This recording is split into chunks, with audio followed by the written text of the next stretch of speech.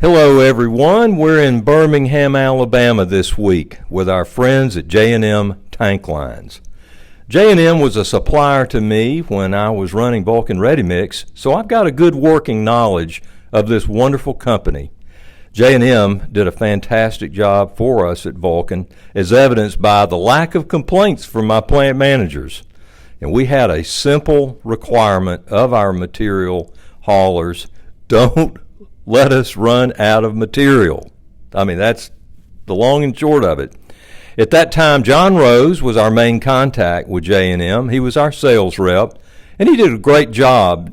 John was a really good communicator, coordinated everything, just kept things moving, and I think John has since retired from J&M, and Will Hall has replaced him, and we're pleased to have Will involved with our association. We also got to know the top executives of the company, Harold and Peter Sumerford. As owners of a family business, they obviously understood the importance of strong working relationships and delivering on promises. This morning, we have the pleasure of visiting with Harold Sumerford, who's the CEO of J&M. Harold, it's great to be here with you, my friend. I believe the last time we were together was on your boat, the Jumping Monkey, in Louisiana in 2016. And as I recall, we had quite a catch of snapper. Great trip. Harold, please jump in and introduce yourself to our listeners. Hello, I'm Harold Sumerford Jr., CEO of J&M Tank Lines. We got a lot of history with the ready-mix industry in Georgia. I grew up in Milledgeville, Georgia. My father had moved, had a flatbed van operation based hauling pipe for a company called Griffin Pipe out of Milledgeville. We moved up there from Americus, where he joined the company. So, and I've been involved in it since I was a young child. Actually, it seemed like well, it is all I've ever done.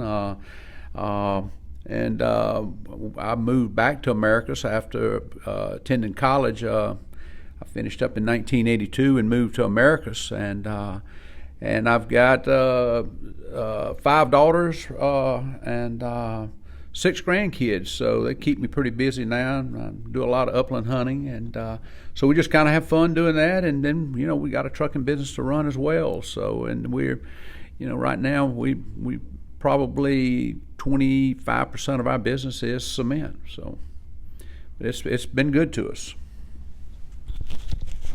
Well, tell us.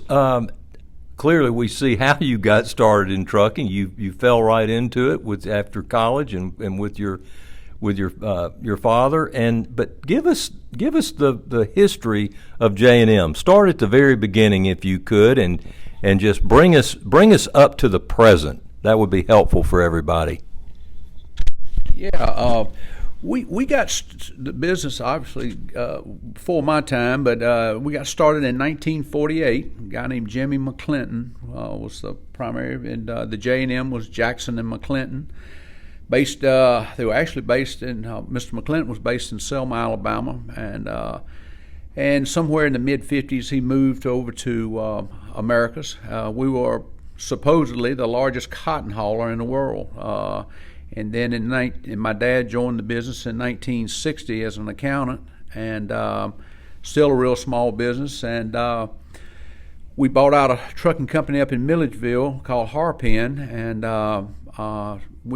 my family, my dad moved us up to Milledgeville to haul Griffin Pipe products, and then it grew into vans hauling beer and stuff like that, and anything you'd haul in a van. And then we actually started hauling our first cement somewhere around 1966 or 67 for Martin Marietta out of Atlanta. And we hauled cement out of there for 20-something years. Basically, we would haul cement. We would send trucks up to Atlanta work part of the week delivering cement up there, and then we'd haul preloads back down to South Georgia and put them on our yard and then deliver them to ready-mix plants throughout the week. But then we, in '82, Mr. McClinton died, and my dad just didn't care as much for the van and flatbed side of it as he did the tankers. So we sold that and worked predominantly with dry bulk tankers ever since. We have gotten more, and we got into vans some more. We got into flatbeds more, but we always in refrigerated trailers. We've always come back to tankers. Now we've got a liquid tank operation based out of Houston, as well as the dry bulk here, predominantly in southeast Texas. But then, my brother and I bought out my father in 2014, and we've been running it ever since. And it's been a good world to be in. Take a moment, if you don't mind. I had forgotten about the Texas operation. Tell us just a little bit more about that. What's going on out there? When did that begin? Well, in 2010. I had a buddy from Texas call me and say, "Hey, why aren't you out here in the frac sand business?" And I said, "Well, tell me a little bit about it." And we got it, and within a month we were moving equipment out there, and it was a good operation until the industry itself bust in 2014. It was booming real good for about 4 or 5 years. It was a very profitable deal for us, and we still have other operations out there. We have a liquid operation in Houston, and then we haul calcium carbonate out of Marble Falls, Texas. But the frac business was a very different kind of business. It was very demanding, and dealing with the Halliburtons and Schlumbergers of the world was quite different. You could kind of parallel it a little bit with hauling cement. It's a lot of demand, hurry up, sometime wait type stuff, but it was good. Of course, ready mix and hauling materials, trucking, bulk logistics. It's a difficult business. It's a very difficult business, and I'm curious to hear. In spite of the difficulties, in spite of the challenges, and what would you say you really enjoy about this business? You obviously do. It's obvious whenever I've been with you that you enjoy this line of work. Tell us about that.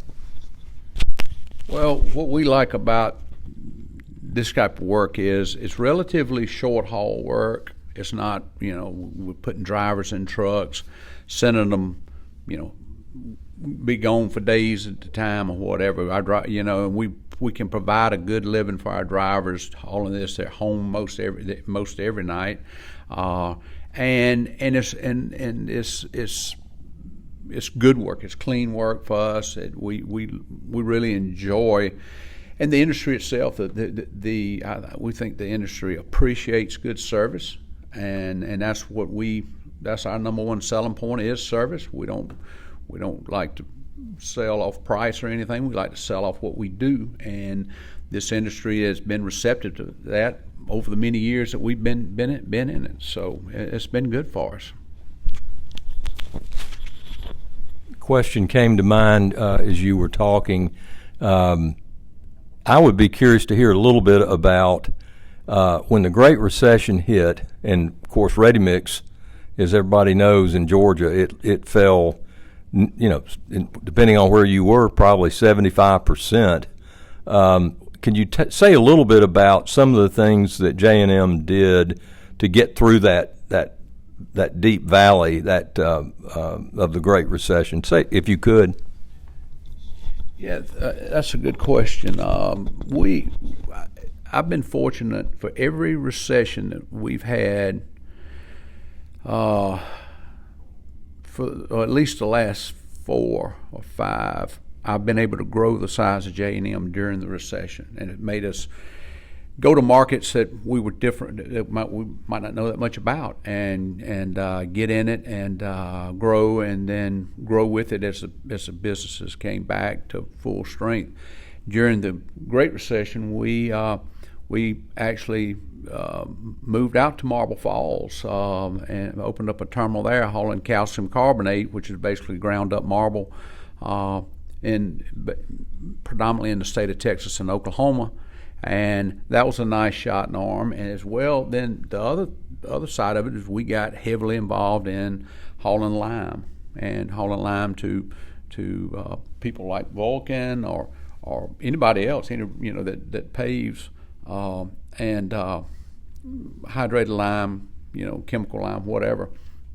And that was a big shot in the arm. So even during the recession around the pandemic, we grew fairly substantially during that time. There was a lot of opportunities and for us to grow our company.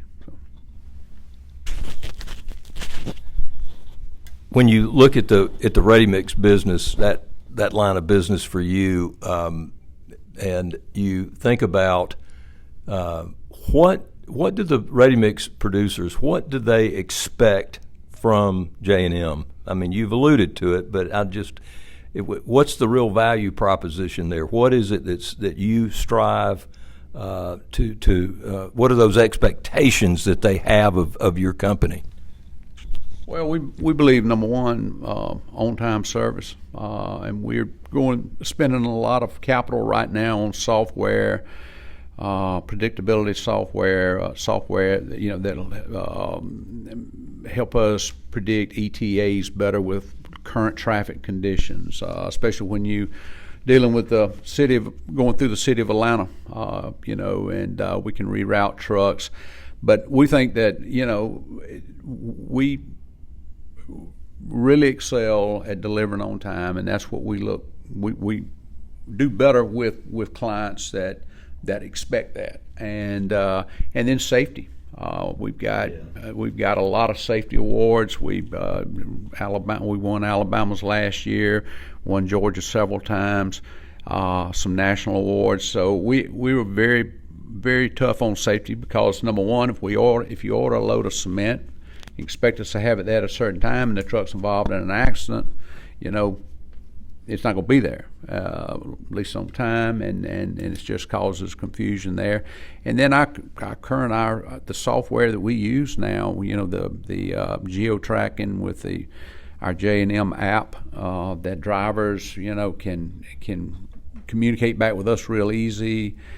Getting information to if a customer needs to see a bill of lading, for example, well, we can have a copy of that bill of lading back to the customer, and probably within 10 minutes of the driver delivering the load. So it's all electronic, and we spend a lot of time on that, just being efficient and productive.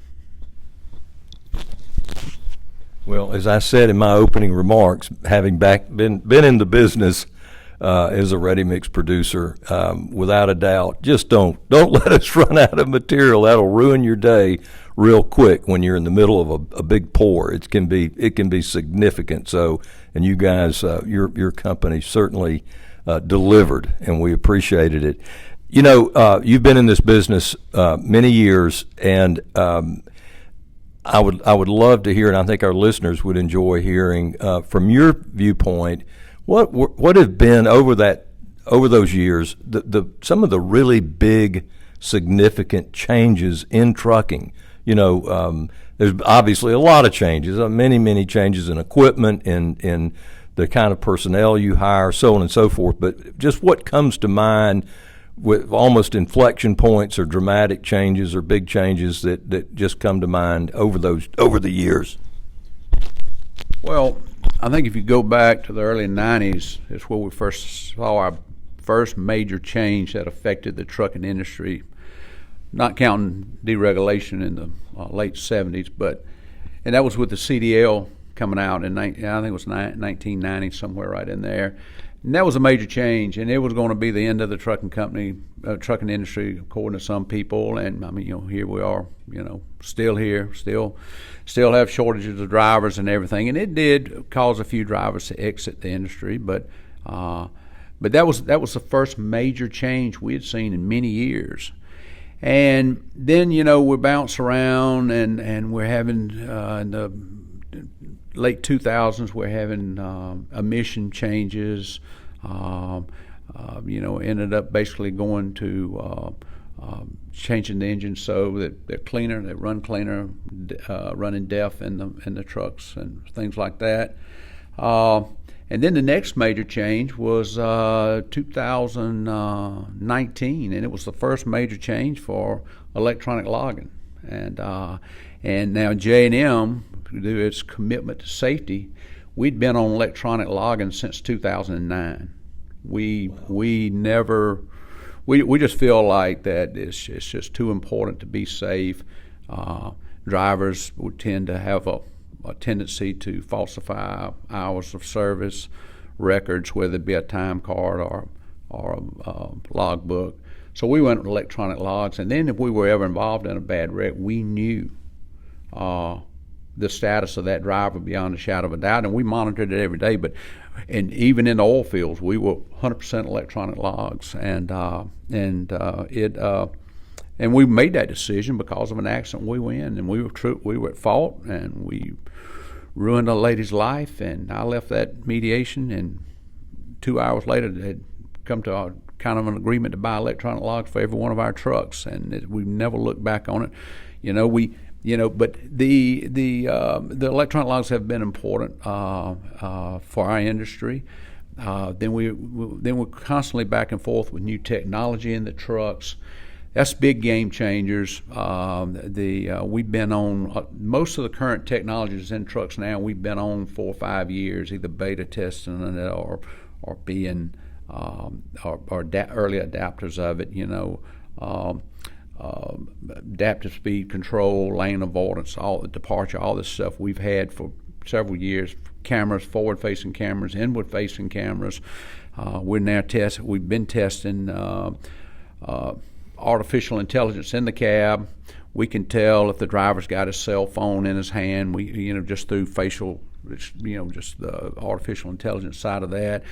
We can tell if he's got a seat belt on, not in fact that even at the physical side that it is on, things of that nature. If the driver's getting drowsy, we can tell that now, and we'll get messages here that, hey, you got a driver that's exhibiting indications that he may be getting drowsy, and so that's been a big change too for us. You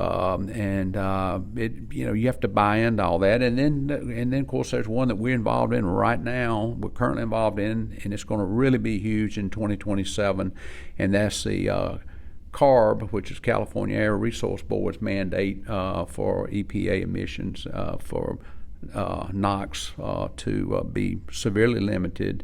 And then 2030, I believe it is when they really start pushing the electric mandate. So there's going to be some huge engine changes in 2027 coming out that'll substantially drive up the price of trucks. And to that point, earlier before we started our interview here, you were talking about that, and you indicated some of the potential magnitude looking forward on price or cost. What were some of those figures that you're kind of anticipating? Well, because of the engines, the investment that they're having to make in these engines, and the EPA requiring the OEMs to warranty these engines and the after treatment up till for 5 years after the purchase. Right now, the price they're telling us for 2027 engines will be around $30,000 more, and that's really some major changes in the engines. Cummins, their main engine then will be LNG truck and natural gas engine, 15-liter, and but everybody's moving around that. But there's very important election coming up, and that's the only way we can get some of this. We're 100% behind clean air, but there are better ways to do it, like renewable diesel. The government is determined to push battery trucks.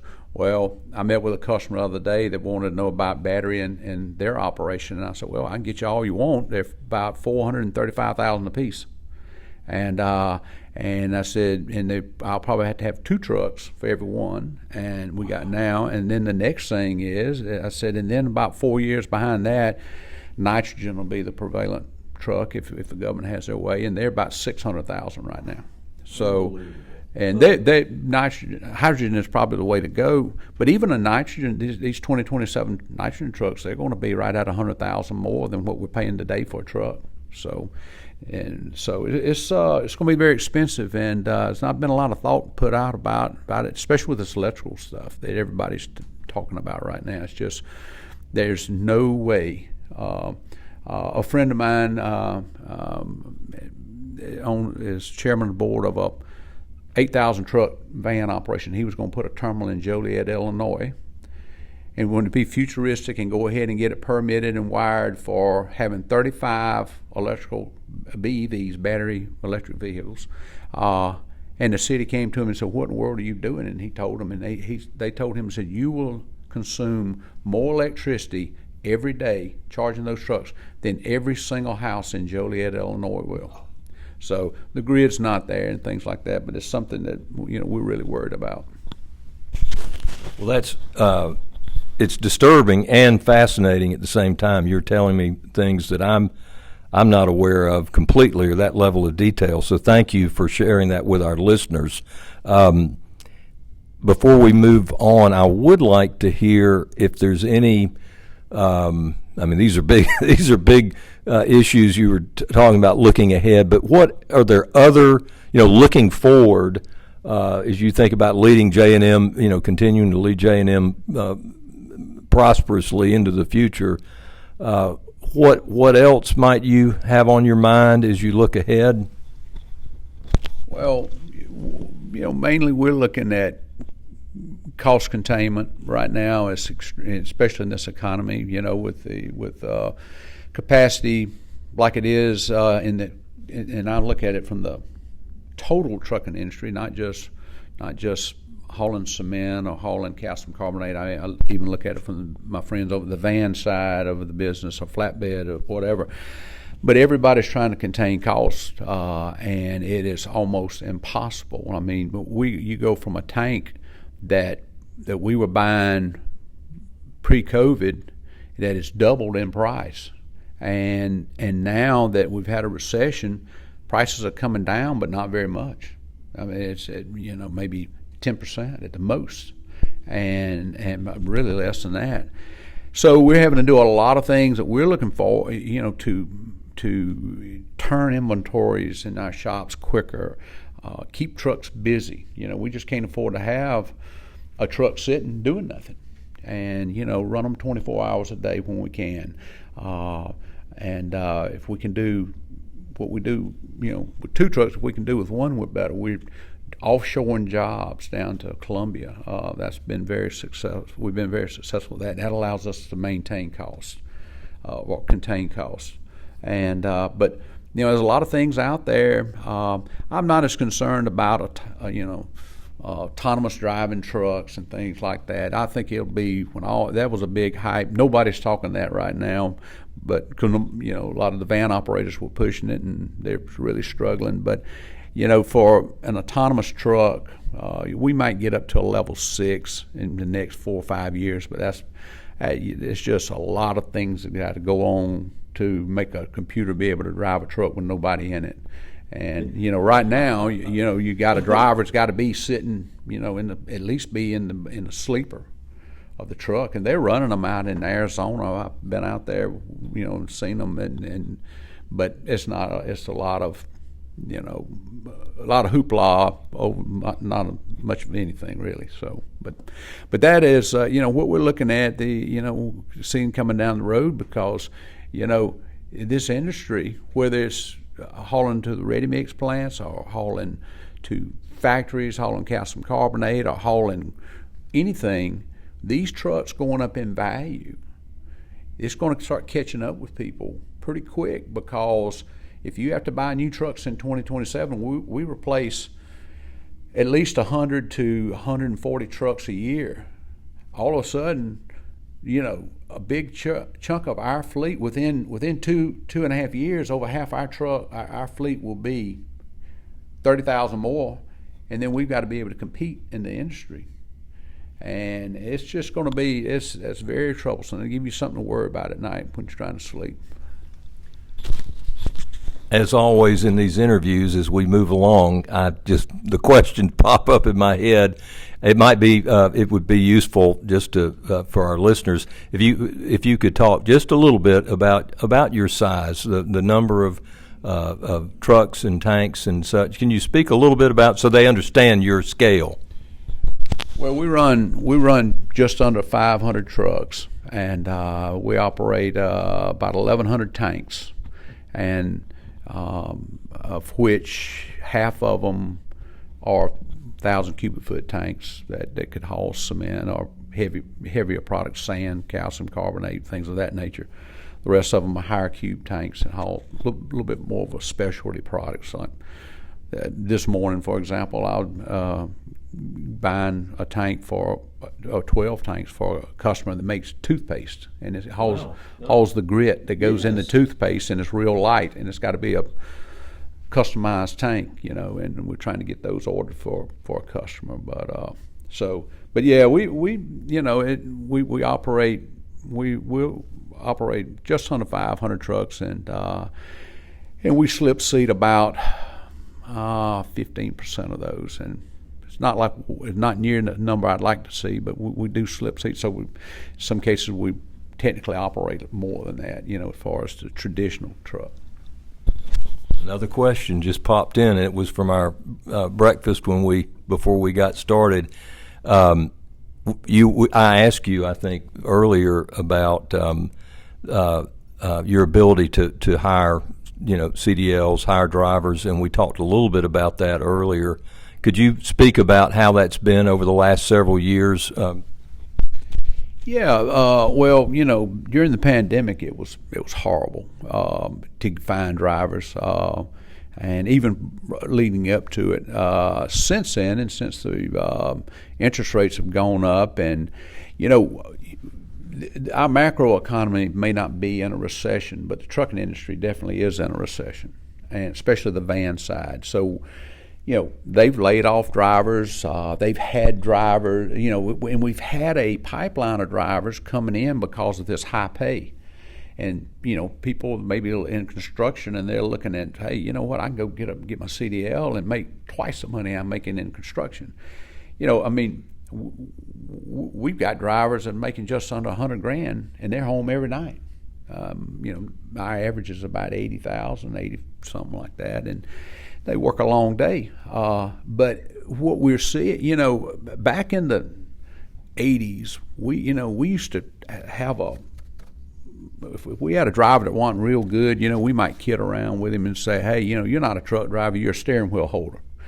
Well, I'll tell you what, right now I'd like to have a lot of those kind of guys back 30, 40 years ago, because the people that we're bringing in now, and it's just in the whole industry, the work ethic a lot of times just not there, and they'll not call in or whatever, and then that gives us all kind of service issues, because that's what we do, and and I don't know, it's just been but we do feel like it's coming back to us. The people, times have gotten a little tougher here, and our pay is good, and we're seeing it. We're able to demand more of them. But you take a year ago, maybe a year and a half ago, you were just at the mercy of that driver, and they tell you right quick, I can quit this job and have another one tomorrow afternoon. So that's but it's coming back, and we're just trying to drive the professionalism back into this deal, getting drivers to show up at a customer's place looking professional. My deal is people treat you like they perceive you as being. And if you come showing up and you get out of the truck and Gatorade bottle falling on the ground and you got your shirt untucked and whatever, don't look professional, they kind of treat you that way. But if you've got a uniform on, your shirt's tucked in, you look professional and courteous that's going to go an awful long way. Those are some really, really good points and great reminders especially your comment about people. They do tend, rightly or wrongly, they tend to treat you like they perceive you. Changing gears a little bit, Harold. If you could say a little bit about who has really, over the years, influenced the way that you lead, the way that you think about your business. And I know, like as we discussed earlier, there's always a lot of people that we learn from in life. But if you could point out just some of the major influencers in your thought, philosophy, business philosophy, it'd be nice to hear about that.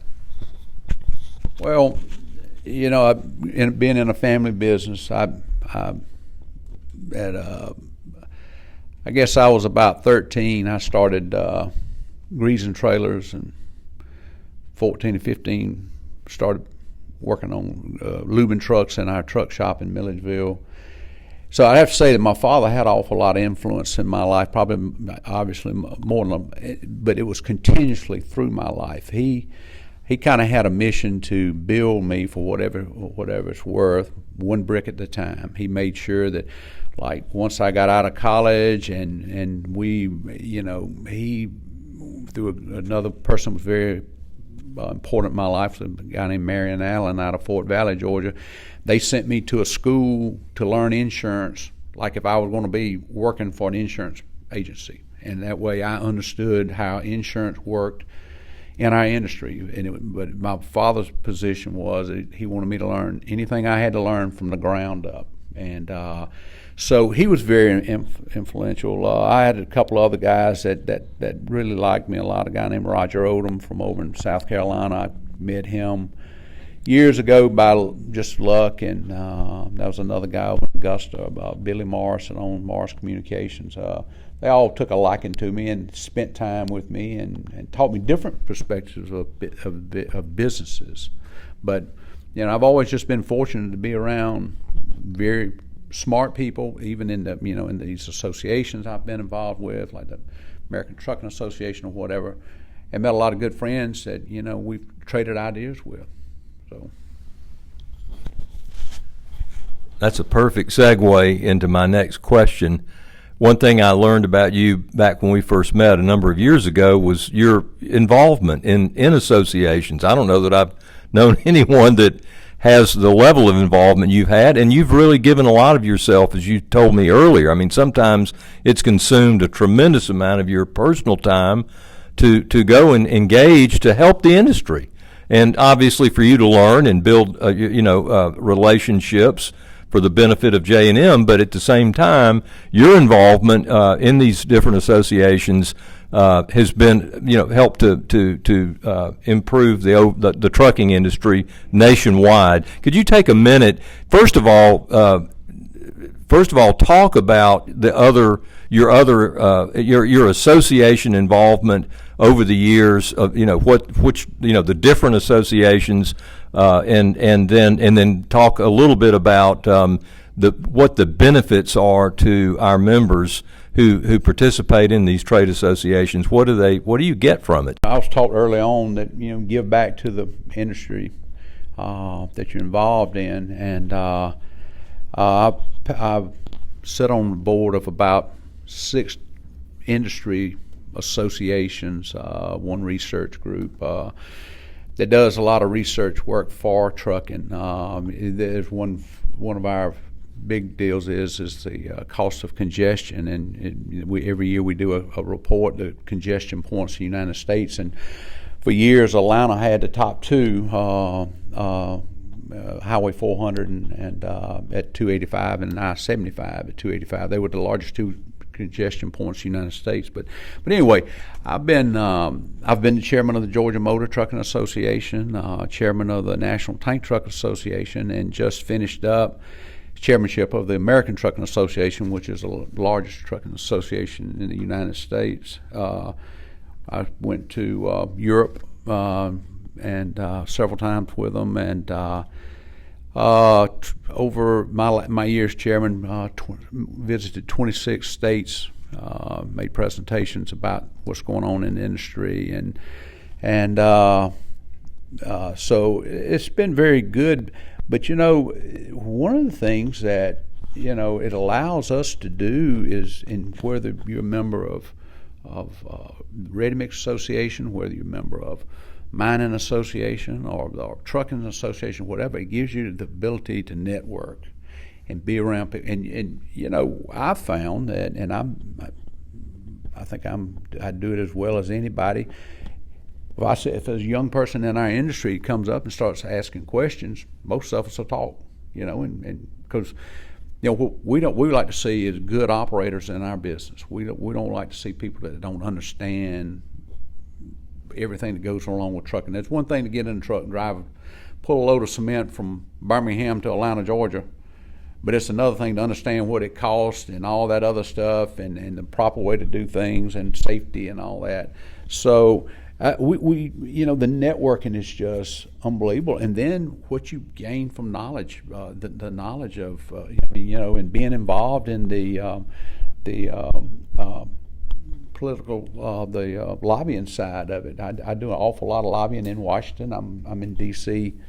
5 or 6 times a year, and very involved with. I was able to testify before Congress twice, the Senate side and the House side about trucking issues, and so that was all. It's all been good, but it's taught me to listen to how other people do things. I've got friends that I would have never met had it not been with the association. One of my dear friends lives in Maine, and when you start talking about how they operate in Maine versus how we operate in Georgia and Alabama, it's totally different. I mean, obviously because of the weather, but just understanding their concepts of what they do and how they approach problems has just been.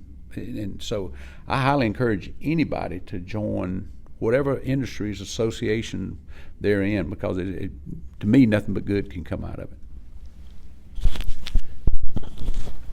Thank you. That's very, very helpful. And you actually gave me a question that I hadn't even anticipated, and I'm going to go ahead and toss it and just say what you can say about it. But you talked about the legislative process and your involvement and that sort of thing.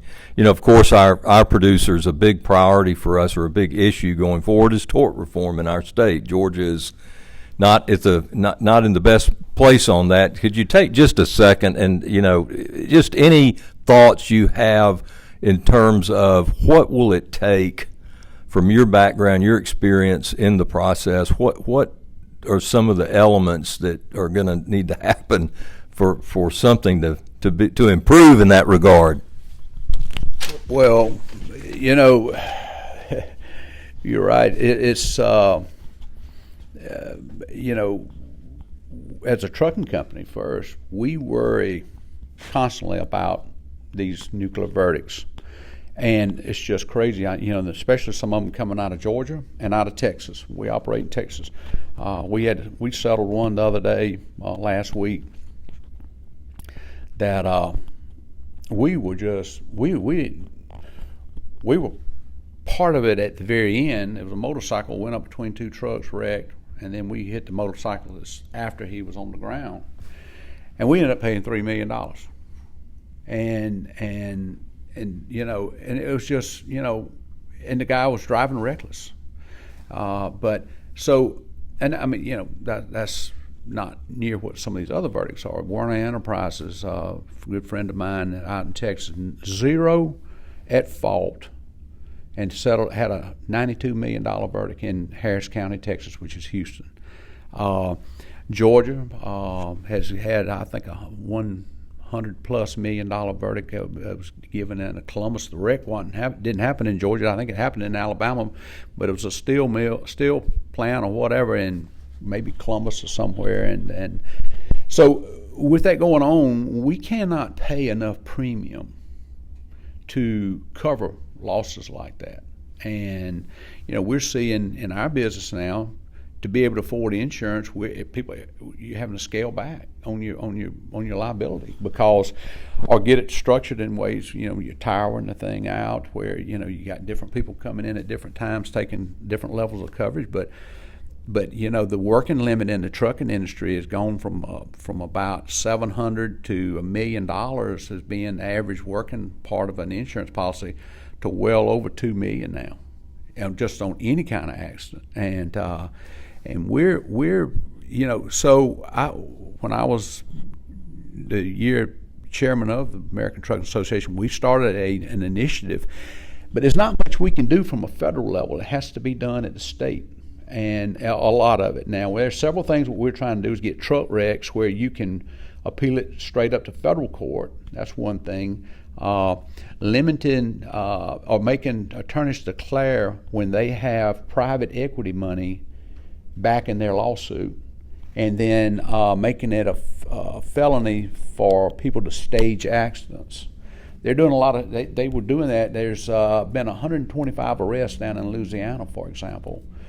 With people staging accidents. One guy had been in an attorney's that he was handling.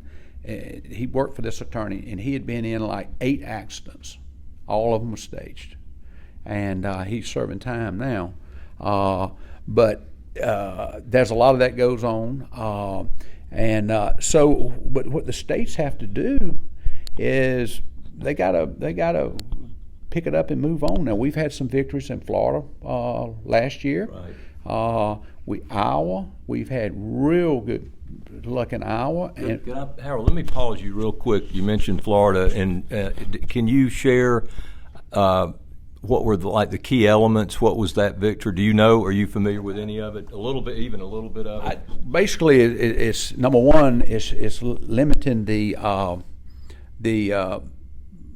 amount of time. The attorneys only have so many months or a year to file a lawsuit. That's one. And to back that up, the morning that Governor DeSantis signed that bill, just before he signed that bill, Morgan & Morgan filed 40,000 lawsuits in the state of Florida that morning electronically. Oh my!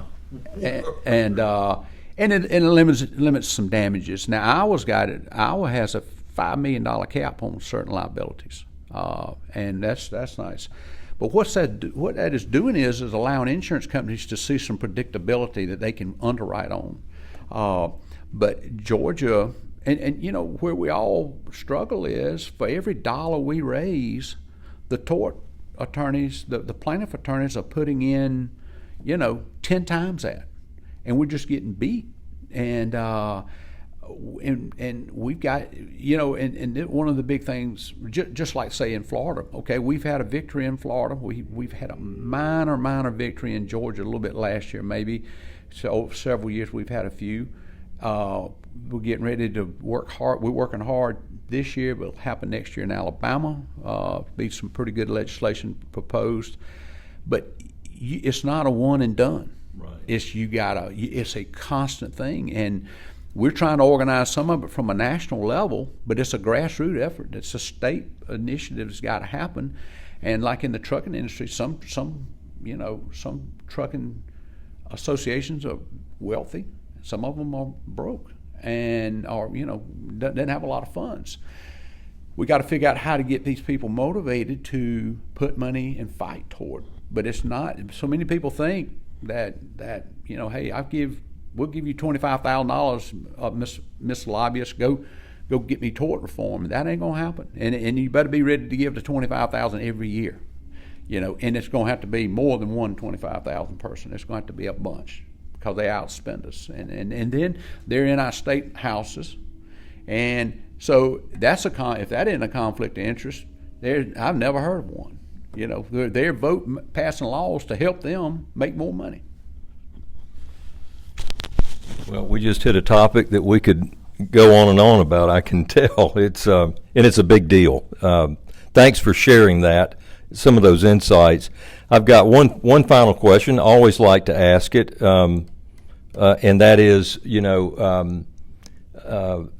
the advice that you probably. I mean, I'm sure you give people who come into J&M, but the idea of what would you counsel people who are coming into this industry, whether it's on the hauling side or ready mix, but generally our industry, if you will, what what advice would you give them in order for them to find pleasure and success and prosperity?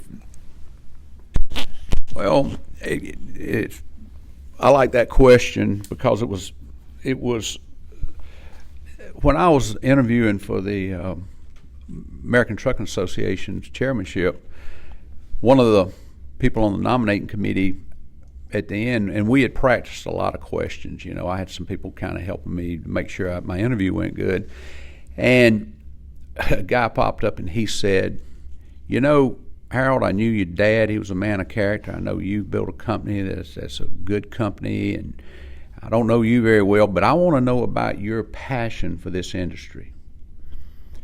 And that kind of threw me for a loop. It seemed like it took me forever to come up with an answer for that question, because I was wanting to do that on one interview to get the nomination, and we ultimately did. But I looked at him and I said, Mr. Bird, I've been doing this for 40 years, and I've never been to work a day in my life. Right.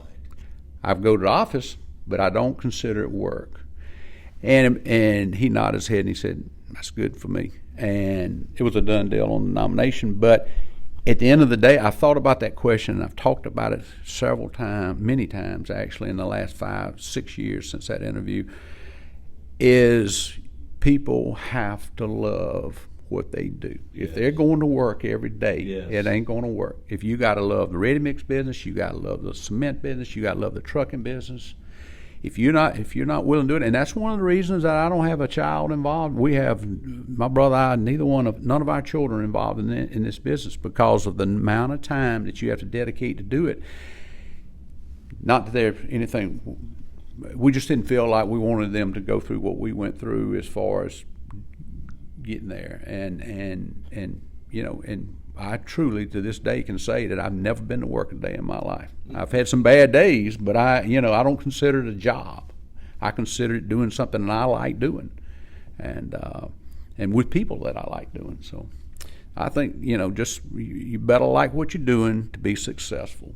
If you're making yourself do it, it ain't gonna work. Harold, that's a great finishing point, and I totally get it. And that is really good advice. Love what you do, and it just, as you say, it doesn't feel like work. And I'm trying to remember who it was. Some famous person said something about if you don't love it, it's slavery, or words to that effect. But Harold, again, it's been so good to be with you. I haven't seen you, and as I said in the beginning, it's been 7 or 8 years, and it seems like it was just a few weeks ago, but it's been a little while, so it's great to reconnect. We do appreciate J&M's involvement with the association and sponsorships and supporting us, and just literally, being involved in our meetings, and we do appreciate that, and we certainly wish you and your family well, and wish J&M great prosperity. Well, thank you. I appreciate it. And we appreciate what you've done for J&M over the years, and you're doing for the association now. I think they'll benefit very well from your involvement, and we appreciate being part of the association and serving its members. Thank you.